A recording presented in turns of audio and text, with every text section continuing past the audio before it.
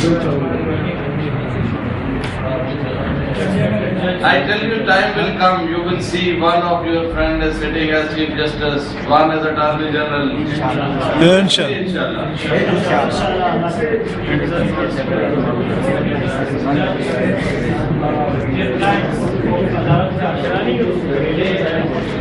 Certain provisions of Muslim they were just playing with the words only, did not have any arguments. But that to answer all those so-called objections that they have imposed upon the Muslim Family Law Ordinance 1961, respected Judge Muhammad Idris, respected counsel, he objected that Section 4 of the Muslim Family Law Ordinance 1961 is totally against the intentions of the Holy Quran and Sunnah, and gave recited a few verses of the Holy Quran. It doesn't mean that those were the arguments in the favor of his requisition. He said, "This Zakari Mr. Hasim bin Sa'id." After that, he just narrated a hadith of the Holy Prophet Muhammad sallallahu. From these types of verses or hadiths, there is no clear, explicit provisions which prohibits the grandson that the inheritance should be given. There was a person who used to recite any ayah and gave it so many. Islam and Rahim, you see, Allah says don't tell lie. So you mean this? So this says that if you have just memorized hundreds and thousands of verses of the Holy Quran and you are just narrating and reciting those verses without having any context, it doesn't have any meaning. For example, one of my friends, he was given the topic of democracy at that time. He was narrating the verse.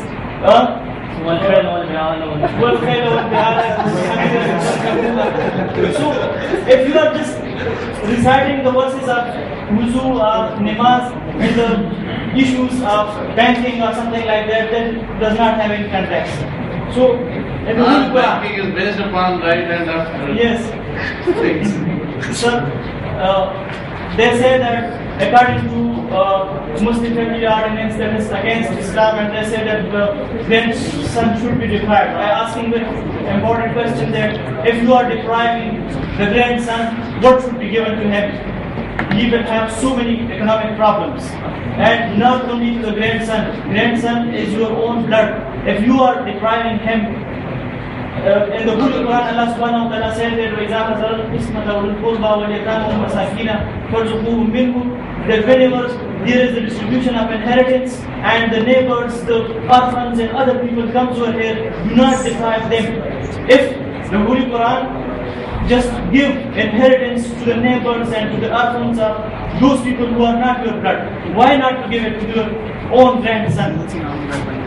Other objections raised by Aminur Rahman, that he said that Learned Counsel Aminur Rahman. Yeah, Learned Counsel Aminur Rahman, he raised the objection upon section 5. He said that no explicit provision is there in the Quran and Sunnah. It imposes that punishment which is there in the Muslim Family Law Ordinance 1961. And he just objected that what will you do about the nikah of the great companions of the Holy Prophet Muhammad and all the nikah of the Holy Prophet Muhammad himself. I said that if something is mubah and legislation has been made, then things become necessary. This is the very important injunction of your Quran and Sunnah, that when something is mubah, there is something optional. If you want to do it, if you want to abstain it, no problem. But if legislation is made and that thing becomes necessary, there is something to be considered mandatory and obligatory upon you. Right?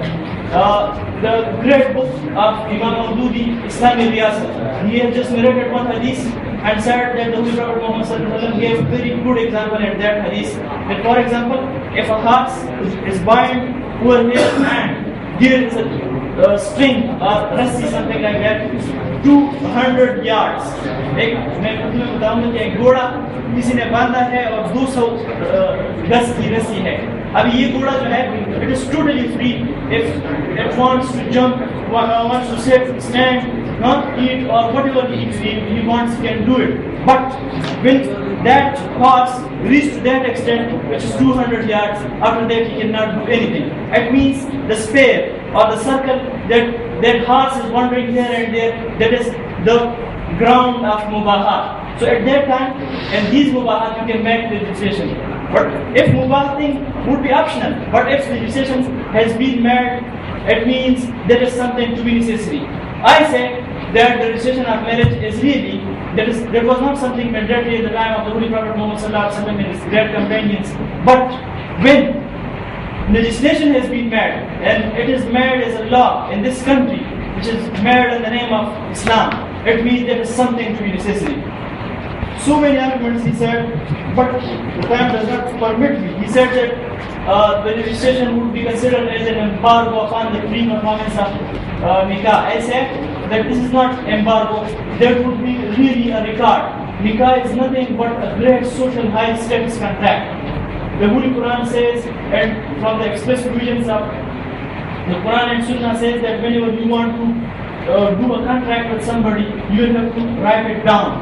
If that is a minute contract, for example, if you have the contract of loan, I am taking 1,000 rupees from Mr. Sharaih, I will have to write it down and that will be considered as a record. All things cannot be implemented as much as the written things. So, the minute contracts, the Holy Quran has emphasized. Time is complete. You will have to write it down. But if the contract which has a high social status, which can be made till the death time, why should not be that contract in a written form and should not be in a registered form and should not have a proper record?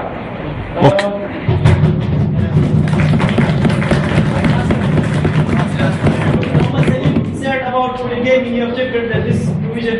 I'm so sorry that he just gave the argument that 45% women are, mothers are there, males and the females are much. But I'm asking one question that,